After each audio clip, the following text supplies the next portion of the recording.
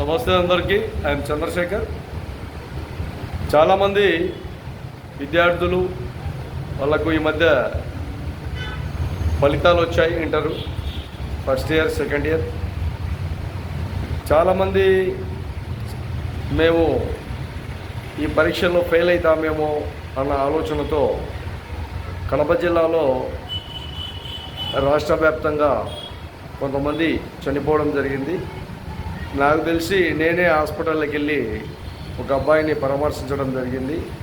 అబ్బాయికి చాలా వరకు జాగ్రత్తలు చెప్పి వాళ్ళ తల్లిదండ్రులను ఓదార్చి ఎలాంటి ఇబ్బందులు గురి చేసుకోకుండా ఇప్పుడు ఫెయిల్ అయితే నెక్స్ట్ సప్లిమెంటరీ ఉంటుంది.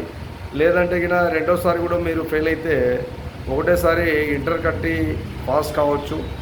ఓపెన్ ఇంటర్ ఉంది. రకరకాలుగా ఉన్నప్పుడు ఎక్కడ కూడా విద్యార్థులు ఆడపిల్లలు కానీ మగపిల్లలు కానీ భయపడకండి. దయచేసి భయపడి తల్లిదండ్రుల ఆవేదన, తల్లిదండ్రుల విధానాలను, తల్లిదండ్రుల కడుపుకోతను చాలా జాగ్రత్తగా ఆలోచన చేయండి. వాళ్ళు మీకోసం ఇన్ని విధాలుగా కష్టపడి ఎంతో శ్రమించి మిమ్మల్ని చదివిస్తే చివరికి మీరు ప్రాణాలు తీసుకోవడము, ప్రాణాలకు తెగించడము కరెక్ట్ కాదని కూడా మహాజన రాష్ట్ర సమితి పిల్లలందరికీ కూడా చాలా జాగ్రత్తగా ఉండాలని తెలియజేస్తాం.